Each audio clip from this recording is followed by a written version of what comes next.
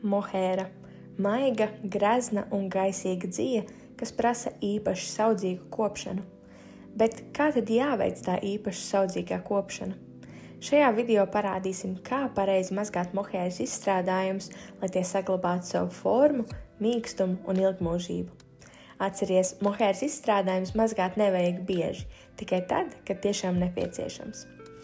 Pirmais solis – sagatavo siltu ūdeni. Silts tas nozīmē apmēram 30 grādu temperatūrā. Tas uz tausti būs ramdens un silts, bet ne karsts. Lai to traukā vai izlietnē, mēs ieskām to darīt tīrā izlietnē, jo tā ir vieglāk pēc tam izstrādājumu izskalot. Ūdeni lai tik daudz, lai izstrādājumu tajā varētu pilnībā iegremdēt. Otrais solis – pievieno specializētu mazgāšanas līdzekli.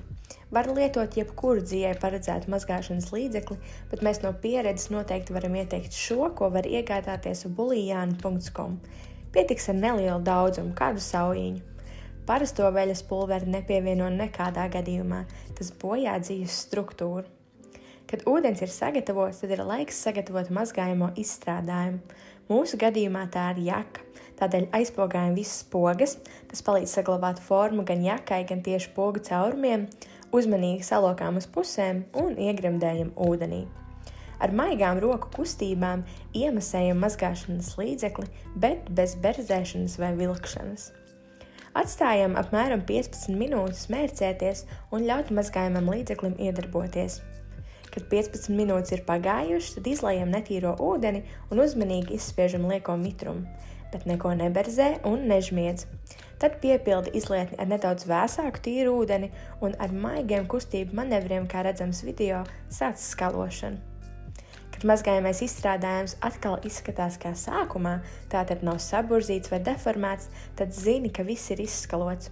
Izlai skalojamo ūdeni un ar maigām kustībām atkal izspied lieko ūdeni. Ietin izstrādājumu dvielī un viegli nospied. Varēs just, kad vielas jau paliek nedaudz mitras. Šis process izvelk lieko mitrumu, nebojājot audumu. Šādi ietītu dvielī atstāj pastāvēt un pažot apmēram 30 minūtes. Kad 30 minūtes pagājušas, tad ņem lielāku dvieli, izklāj uz līdzenas virsmas un izlīdzini. Mohēra mazgājot salīp, tāpēc katru detaļu maigi atbrīvo. Neko nevelc, tikai gaisīgas un maigas kustības. Noteikti neaizmirst izpurināt piedurknes. Mohērai tas ļoti patīk, tas padara valdziņus gaisīgus un formas atkal dzīvīgas.